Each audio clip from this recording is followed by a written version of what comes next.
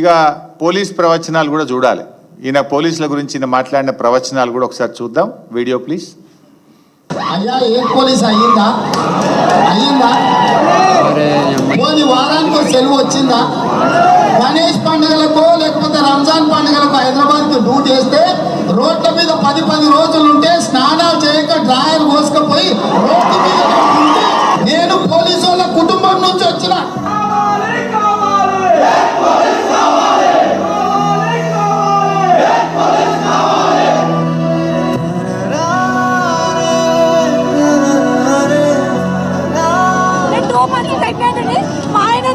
తీసుకోలేకపోతున్నాడు.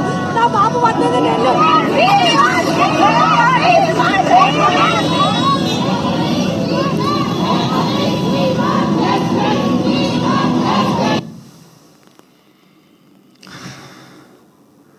చూస్తే ఎన్ని ఉన్నాయో, ఇంకా చాలా ఉన్నాయని.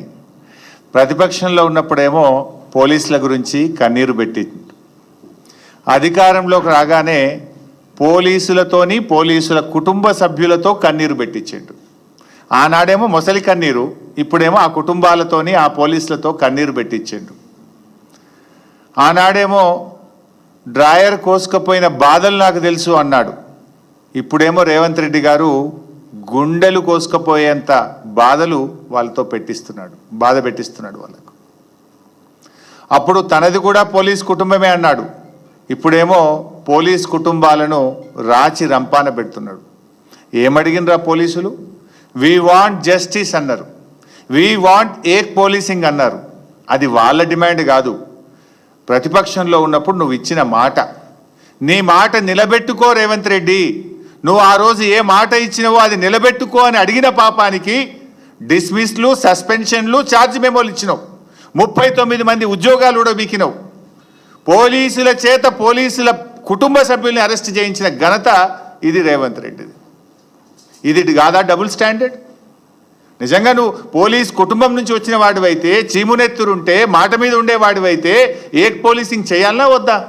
వాళ్ళు రోడ్ల మీదకి రాగానే హోంమంత్రిగా, ముఖ్యమంత్రిగా ఉన్న నువ్వు వాళ్ళను పిలిచి మాట్లాడి ఇచ్చిన మాట నిలబెట్టుకొని సమస్యను పరిష్కారం చేయాలి. కానీ వాళ్ళను అరెస్ట్ చేసినావు, డిస్మిస్ చేసినావు, ఉద్యోగాలు ఉడబీకి నీ యొక్క నియంతృత్వాన్ని చాటుకున్నావు. ఇది డబుల్ స్టాండర్డ్. ఇక మద్యం అమ్మకాల మీద ఈయన మాయదారి మాటలు కూడా ఒకసారి చూద్దాం. 10 వార్డులు ఉంటాయి, 20 బెల్ట్ షాపులు అయినాయి. ఇవాళ ఇంట్లో ఆయనే తాగుపోతే కష్టం ఉంటే పిల్లగాడు కూడా తాగి వచ్చినాక వానెక్కడ పట్టాలి, ఈయనెక్కడ పట్టాలి? వీళ్ళు చేసే మీరు కష్టం చేసి సంపాదించింది దాచిపెట్టే రూపాయి బెల్ట్ షాప్ ఉంటే గట్టే పరిస్థితి వస్తే ఇక సంసారాలు ఏమైనా బాగుపడతాయా? మీరు ఆలోచన చేయండి. ఇవాళ ఎవరైనా పిల్లగాడు తాగుపోతే అయితే పిల్లలు ఇస్తాడా? మీరు ఆలోచన చేయండి అక్కలారా.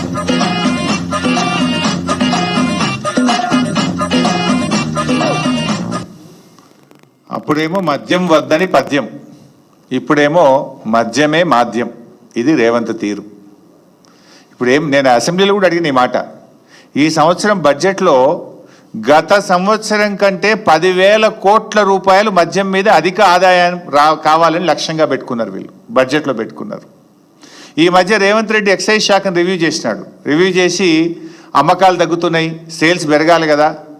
పోయిన సంవత్సరం కంటే ఈ సంవత్సరం ఏ సర్కిల్ పరిధిలో ఏ జిల్లాలో మద్యం అమ్మకాలు తగ్గినాయో ఆ అధికారులందరికీ ఛార్జ్ మెమోలు ఇచ్చిండి. 30 మంది ఎక్సైజ్ అధికారులకు, ఎక్సైజ్ సిఐలకు, ఎక్సైజ్ సూపరింటెండెంట్లకు మీ ఏరియాలో మద్యం తక్కువ అమ్ముతున్నది, మీరు అమ్ముతారా అమ్మారా అని ఛార్జ్ మెమోలు ఇచ్చిండు. వాళ్ళకు మిమ్మల్ని ట్రాన్స్ఫర్ చేస్తామో అని బెదిరించాడు.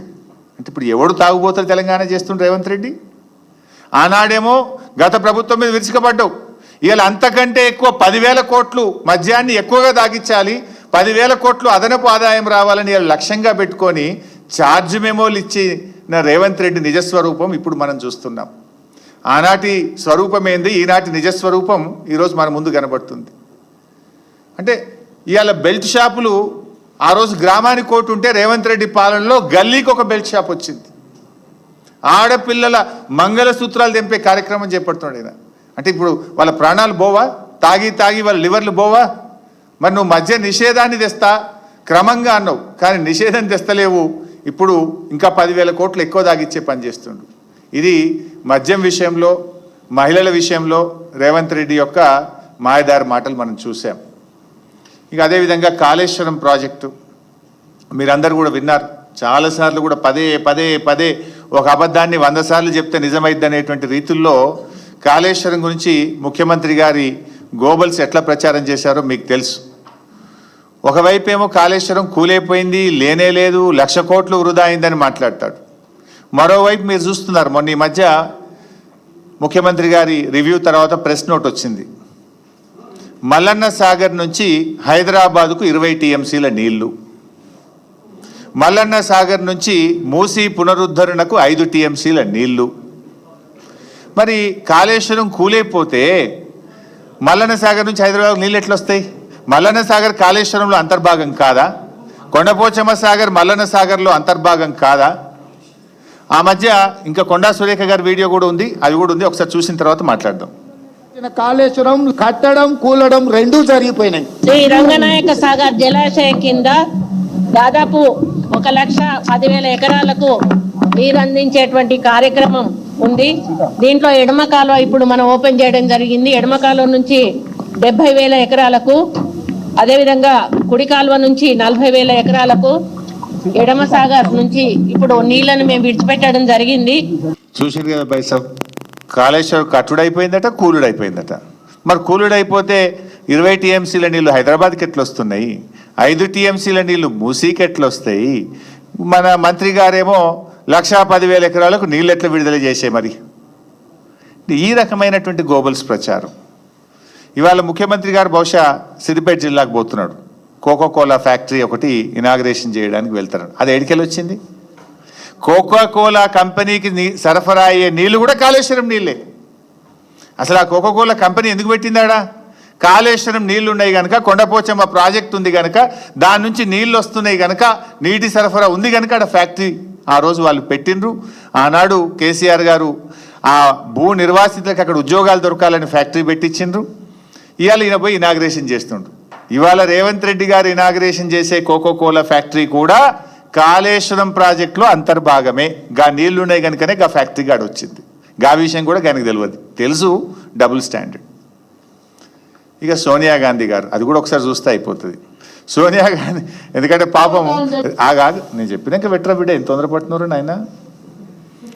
రేవంత్ రెడ్డి గారి డబుల్ స్టాండర్డ్స్ విషయంలో పాపం సోనియా గాంధీ గారు కూడా అతీతం కాదు. చివరికి ఆమె మీద కూడా తన 2 నాల్కల ధోరణి రేవంత్ రెడ్డి గారు ఎలా ప్రయోగించారో ఒక్కసారి చూద్దాం. బలిదేవత అని చెప్పి ఆమెకు బిరుదు ఇవ్వండి, అప్పుడు సరిగ్గా సరిపోతుంది. ఆమె నైజానికి, ఆమె చేసిన నీచమైన పనులకు 1000 మందిని బలి తీసుకున్నందుకు ఈ పార్టీ వాళ్ళు చేసే పనులు కూడా తెలంగాణ ప్రజలకు కళ్ళగట్టినట్టుగా ఉంటది. సోనియమ్మ మా అమ్మ, సోనియమ్మ మా అమ్మ, మా 4 కోట్ల తెలంగాణ బిడ్డలకు కన్న తల్లి. ఇప్పుడు కూడా చూసాం, ఇందులో కూడా అంతే. పచ్చ పార్టీలో ఉన్నప్పుడేమో బలిదేవత, 3 రంగుల జెండా పట్టంగానే అమ్మ, పెద్దమ్మ, అమ్మమ్మ, దేవత.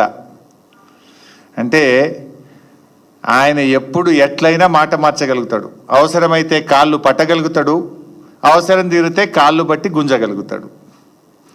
ఆ చేయితోనే పూలు విసరగలుగుతాడు, ఆ చేయితోనే రాళ్ళు కూడా విసరగలిగేటువంటి నేర్పరి మన రాష్ట్ర ముఖ్యమంత్రి రేవంత్ రెడ్డి గారు. అంటే చివరికి సోనియా గాంధీ గారి విషయంలో కూడా ఆయన డబుల్ స్టాండర్డ్, ఆయన 2 నాల్కల ధోరణి పాపం ఆమెకు కూడా తప్పలేదు. Next party ఫిరాయింపులు.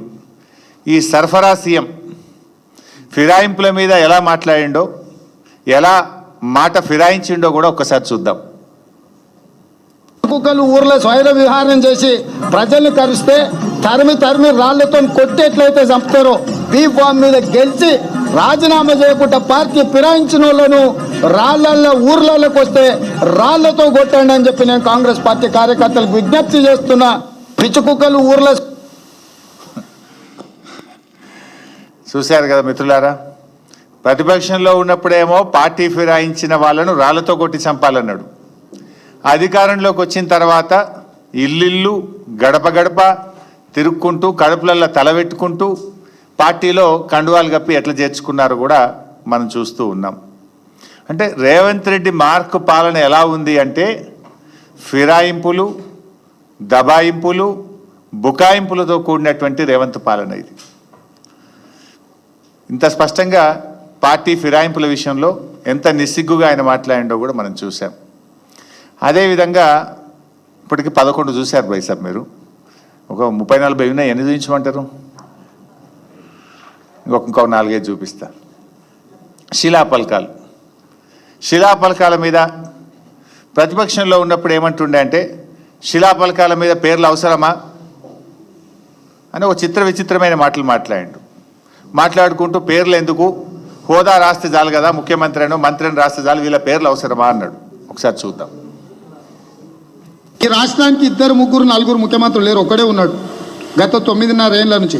ఎక్కడ శిలాఫలకం వేసినా తెలంగాణ ముఖ్యమంత్రి కల్వకుంట్ల చంద్రశేఖర్ రావు అని పేరు ఎందుకు రాస్తారు? తెలంగాణ ముఖ్యమంత్రి అని రాయొచ్చు కదా. ఇప్పుడు ఏమైతుంది తెలుసా వైసాబ్? అప్పుడేమో పేరు రాస్తే పేరే వద్దన్నాడు, ఇప్పుడు ఫోటో పెట్టుకున్నాడు ఈయన. ఈ మధ్య మీరు ఎక్కడ శిలాఫలకాలు చూసినా రేవంత్ రెడ్డి పేరుతో పాటు ఆయన ఫోటో కూడా పెట్టుకున్నాడు. ఆయనాడేమో పేరే వద్దన్నాడు, ఇప్పుడు పేరు పక్కన ఫోటో పెట్టుకున్నాడు రేవంత్ రెడ్డి. ఇది డబుల్ స్టాండర్డ్. ఇది ఇక పేపర్ యాడ్లు. ఈ పేపర్ యాడ్ల విషయంలో కూడా ఆ రోజు దేశంలో అద్భుతమైన ప్రగతిని సాధించి తెలంగాణ జాతి సగర్వంగా ఈ దేశం ముందు తల ఎత్తుకునే విధంగా కేసీఆర్ గారు చేశారు. అత్యధిక స్థూల ఉత్పత్తి, అత్యధిక తలసరి ఆదాయము, నిరంతరాయ విద్యుత్ సరఫరా, ప్రతి ఇంటికి త్రాగునీటి సరఫరా, ఫ్లోరైడ్ రహిత రాష్ట్రము, అత్యధిక వరిధాన్య ఉత్పత్తి, ఇలా ఎన్నో గొప్ప కార్యక్రమాలు చేసి దేశం ముందు రాష్ట్రం యొక్క గౌరవాన్ని పెంచడానికి అప్పుడు మా ప్రభుత్వం ఏదో యాడ్స్ ఇస్తే ఆయన ఆ రోజు ఏం మాట్లాడిండో ఇవాళ ఏం చేస్తుండో ఒక్కసారి చూద్దాం. ఎట్లా ప్రకటనలు ఇస్తారు? ఎవరి తాత జాగీర్ ఇది? టీఆర్ఎస్ ఖాతాలో 1300 కోట్లు ఉన్నాయి, అందులోకి వెళ్ళి ఖర్చు పెట్టుకోమన్నారు. ఎవరు వద్దన్నారు? ఎట్లా ప్రకటనలు ఇస్తారు? ఎవరి తాత జాగీర్ ఇది? టీఆర్ఎస్ ఖాతాలో 1300 కోట్లు ఉన్నాయి. ఇప్పుడు చూస్తున్నారు కదా బైసాబ్, రోజు జాక్ పేజ్ యాడ్లు, ఇంకా ఉత్తుత్త యాడ్లు కూడా కాదు. ఇందిరాగాంధీ జయంతికి యాడే, రాజీవ్ గాంధీ వర్ధంతికి యాడే, ఉత్సవాల పేరు మీద యాడ్లే రోజు. మరి అడ్డగోలుగా ఎవరి జాగిరని ఇస్తున్నావు నువ్వు యాడ్లు? మరి ఎవరి డబ్బు? ప్రజల డబ్బును నువ్వు ఈ రకంగా నీ ప్రచారం కోసం ఏ రకంగా ఖర్చు పెడతావని మాకు అడగరాదా? అంటే మేమిస్తేనేమో బ్యాడ్ అట, ఆయన ఇస్తేనేమో యాడ్ అట. ఇది ఆయన 2 నాలుకల ధోరణి. అదేవిధంగా